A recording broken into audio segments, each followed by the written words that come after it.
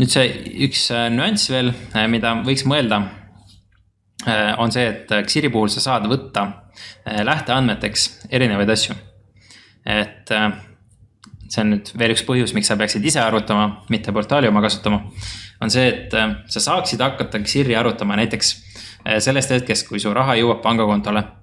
Et kui sa tahad kogu oma investeerimisportfelli tootlust arvutada, siis sa võid teha nii, et nii kui palgapäeval raha laekus või dividendid kontole tiksusid, siis see läheb nii-öelda sissemaksena kirja ja hakkad sellest hetkest arvutama.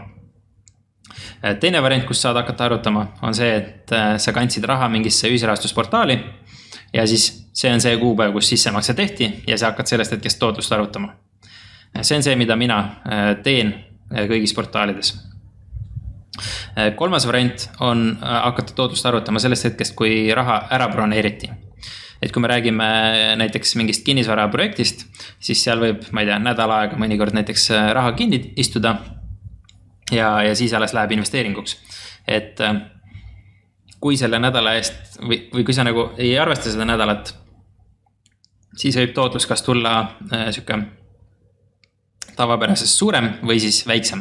Et sõltuvalt, kas selle broneeringu eest ka raha antakse või mitte, eks. Ja siis viimane võimalus on see, et investeeringu tegemise hetkest hakkad arvutama. See on see, mida enamus portaalid kasutavad. Mõni võib-olla kasutab siit ka. Ei ole nii täpselt kursis.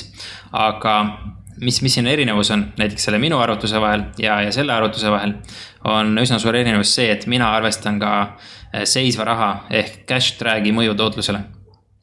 Et kui sa kannad 10 000 eurot portaali ja see istub seal 2 kuud tühjana, siis see arvutus näitab seda, et see raha ei teeni seal midagi, aga see arvutus ei näita.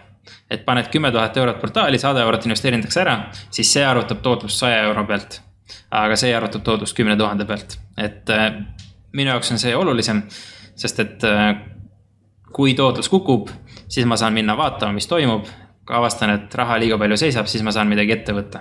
Et kui ma arvutaksin selle põhjal, siis esiteks see Exceli tabel läheks väga-väga pikaks, aga teiseks ta ei ütleks mulle absoluutselt selle kohta midagi, et mul hunnik raha seisab.